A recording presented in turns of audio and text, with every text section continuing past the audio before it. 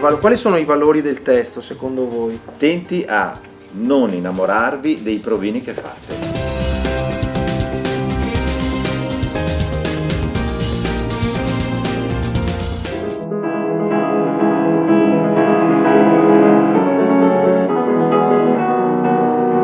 Ferma, adesso riponi la stessa cosa però all'ottava superiore.